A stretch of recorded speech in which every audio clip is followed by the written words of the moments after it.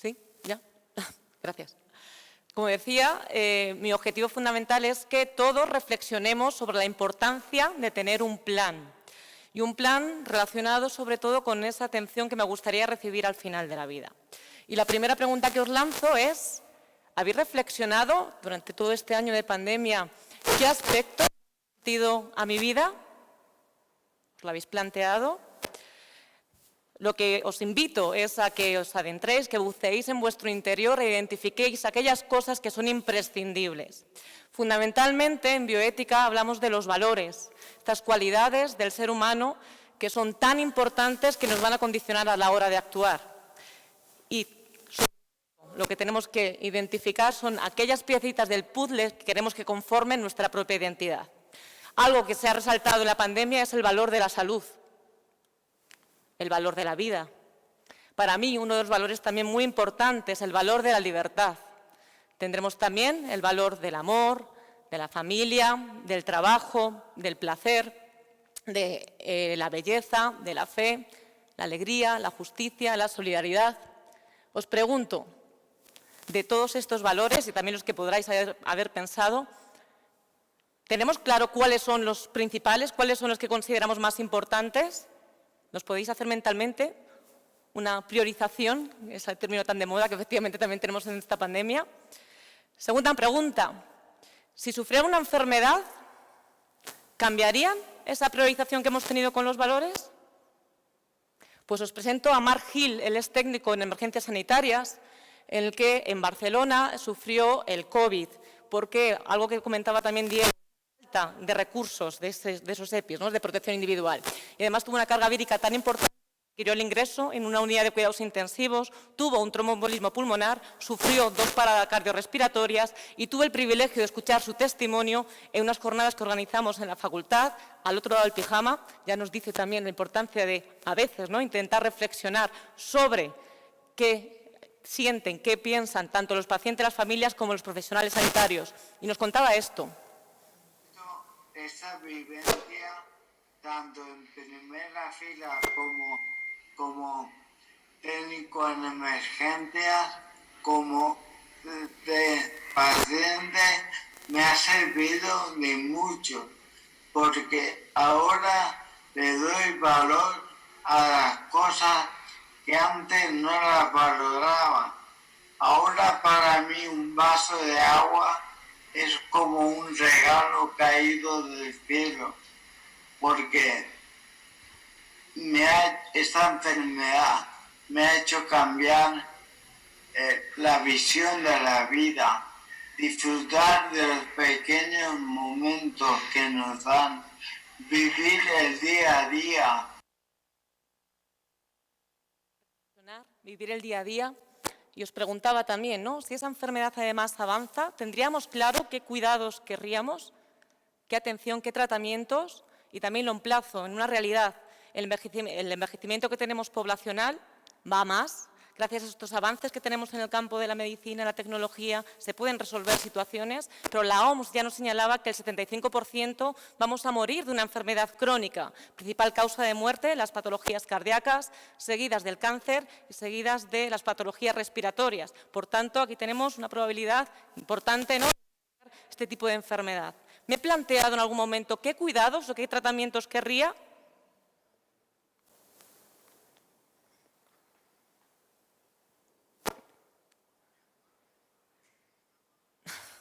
Los pacientes COVID, porque estábamos en pandemia,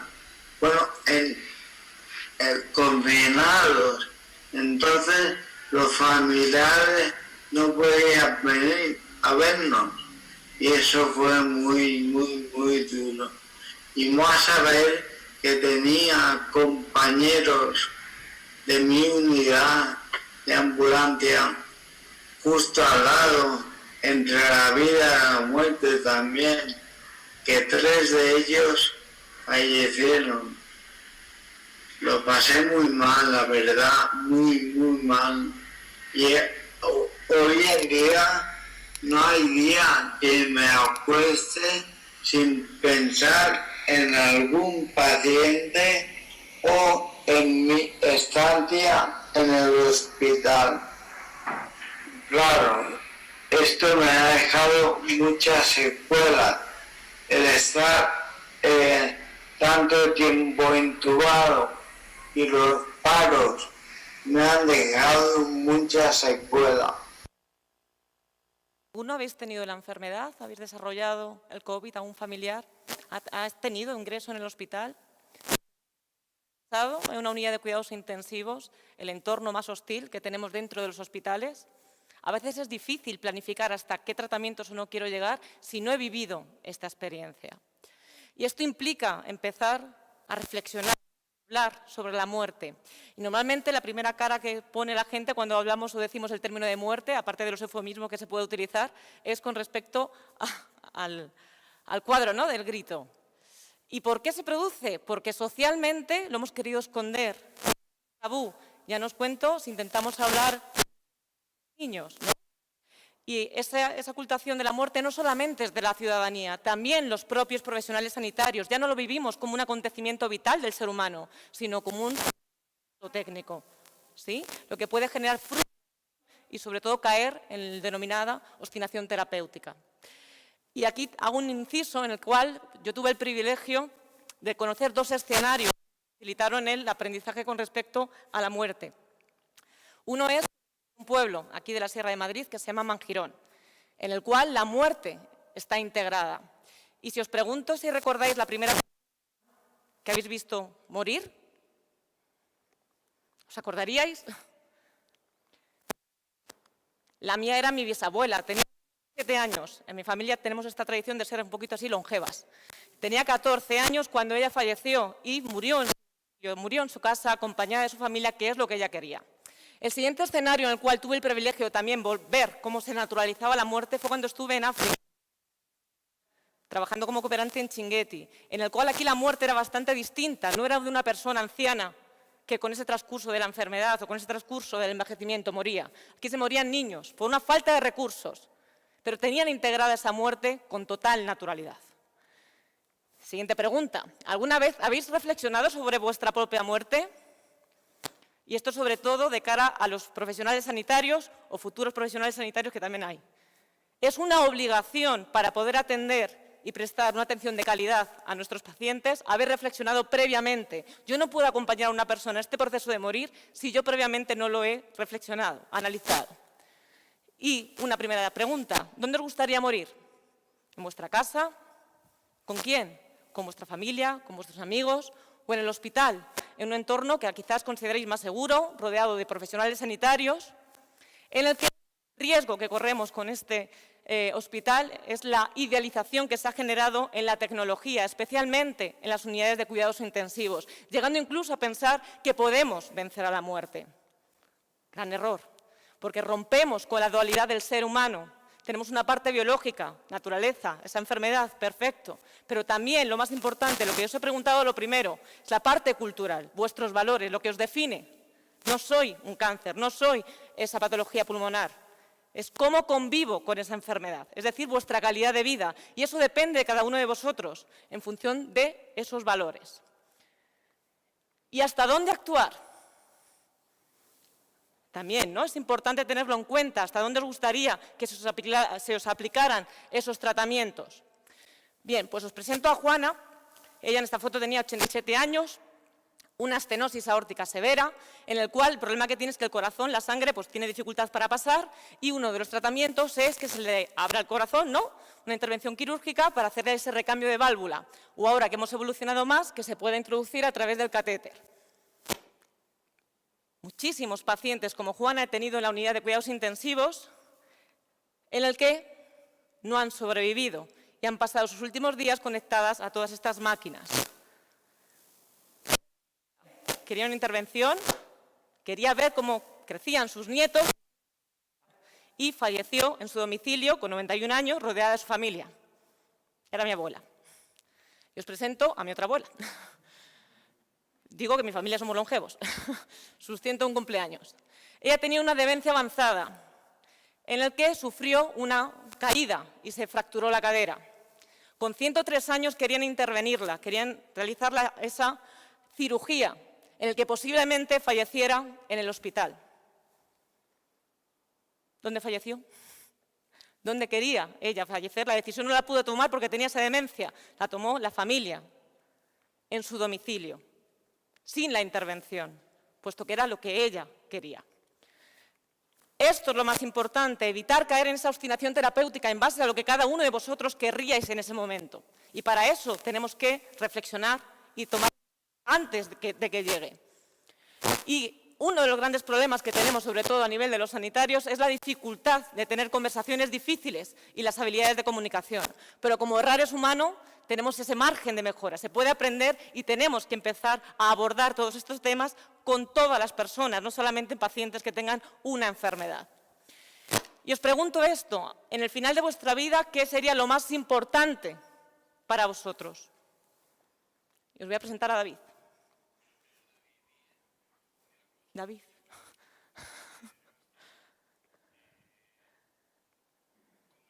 Bastante avanzado. David tiene 35 años, un cáncer avanzado que se le diagnosticaron en el 2019. Ese mismo año también le dieron la noticia de que iba a ser padre. Nos casamos y aquí ya pues convivimos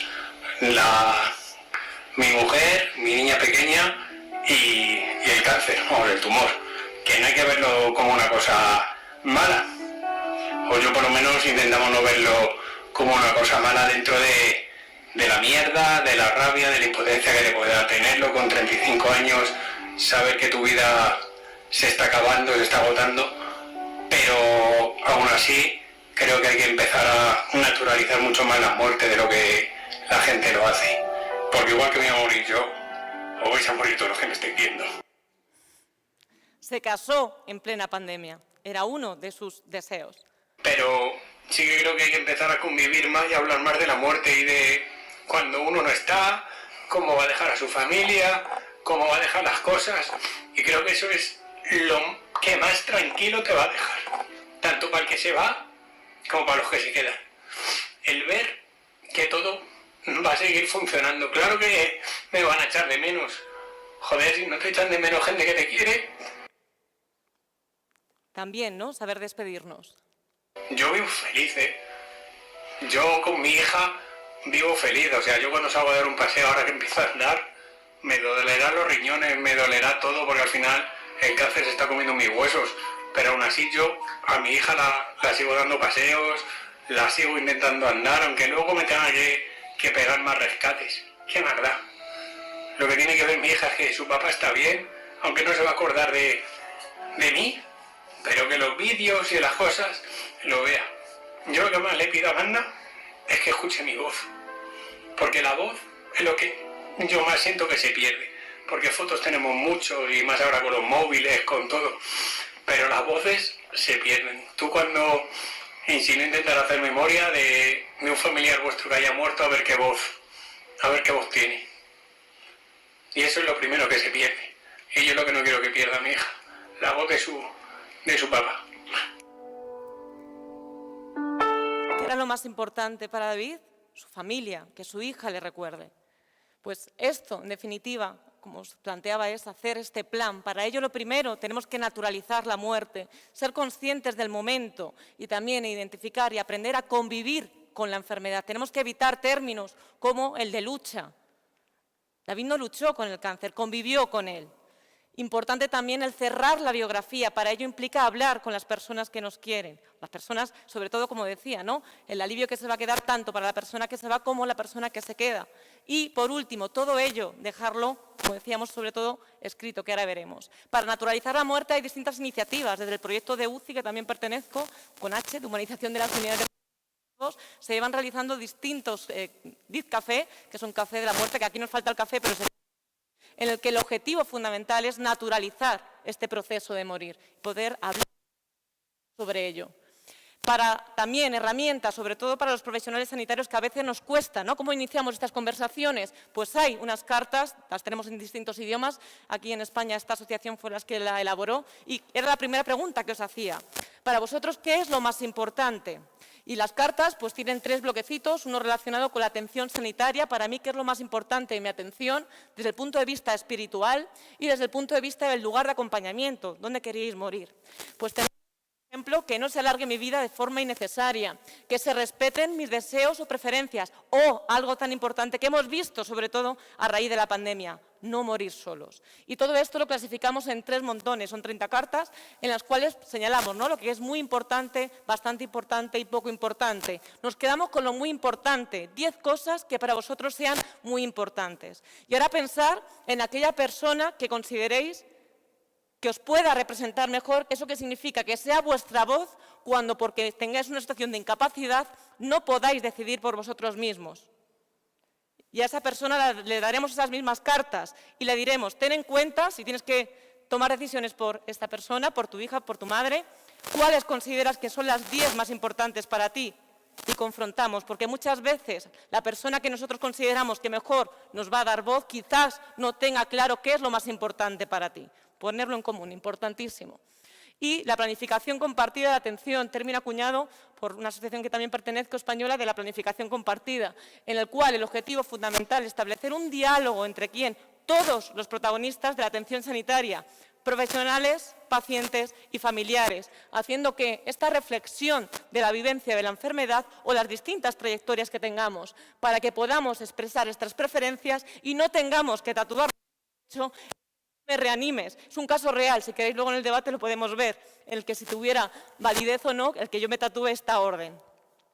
Y en definitiva implica, como decía, una comunicación en los 3, en el que se tenga en cuenta fundamentalmente cuáles son esas expectativas, cuáles son tus deseos. Para ello hay que romper una dicotomía importante, no es curar o paliar, es desde un principio. No tenemos que esperar a los últimos días para tener estas conversaciones. Se irá dosificando en función de cómo va evolucionando esa enfermedad. Y esto implica, por profesionales sanitarios, que nos tenemos que adaptar a lo que nos marque el paciente. Es un baile en el cual los pasos, como digo, tenemos que identificarlos en función de lo que el paciente en cada momento nos vaya diciendo. Puede que cuando vaya a iniciar esta conversación una persona que le acaban de diagnosticar una ELA no quiera saber nada, no quiera planificar nada, su tiempo, pero tendremos que retomar esta conversación. Y esto implica reflexionar, conversar, decidir, documentar, reflexionar, ya lo hemos hecho, conversar ¿sobre qué? Sobre los procesos de enfermedad y el proceso de morir. Importantísimo. También decidir y documentar. ¿Cuántos de vosotros tenéis un documento de voluntades anticipadas redactado? ¿Mano? Ahí hay una. Este es el mío, en el que hace más de 10 años que lo realicé, ¿no? Uno de los grandes problemas, el cómo se utiliza este documento y la importancia que tiene como herramienta, no burocratización, en el que fundamentalmente, ¿qué se expresa? Lo que hemos estado hablando. Lo primero, el proyecto vital. ¿Qué es lo más importante para mí? Si para mí he dicho que la libertad era muy importante, el tener y mantener esta situación de independencia funcional, pues es algo que quiero que se tenga en cuenta a la hora de tomar decisiones. ¿En qué momento quiero que se tenga en cuenta el documento? Si tengo una enfermedad avanzada incurable, esto va en torno a 1 año, un pronóstico de vida de 1 año. Tengo una enfermedad terminal, me quedan unos 6 meses. O tengo una situación de agonía, me quedan días u horas. Tú eliges en qué momento quieres que se tenga en cuenta este documento. Y la parte importante, ¿no?, con respecto a tu atención sanitaria, ¿qué quieres o no que se te realice? Que te conecten o no a una ventilación mecánica. Si yo soy ya con EPOC, que es mi 3er ingreso en un hospital, en una unidad de cuidados intensivos, en el cual no quiero ver más respiradores. Importante dejar para que se pueda respetar tu voluntad. Y también es el único documento legal vinculante con respecto a la donación de órganos. El carné está muy bien para que tu familia lo conozca, y aunque en España somos todos potenciales donantes por ley, el único documento en el cual ya lo podéis dejar por escrito es en el documento de instrucciones previas. Y también la figura del representante. En este documento también asigno a aquella persona que quiero que sea mi voz cuando yo no pueda expresar qué es lo que quiero. Revisar, importantísimo, ese plan. Fundamentalmente, si tengo una enfermedad crónica, voy a tener reagudizaciones, ¿sí? Y lo que nos implica a los profesionales sanitarios, respetar sus deseos. importantísimo. Para ello tendremos que saber dónde consultar estos documentos y también saber a qué persona ha designado el paciente para que participe en este proceso de toma de decisiones. En definitiva, aprender a morir para poder vivir. Gracias.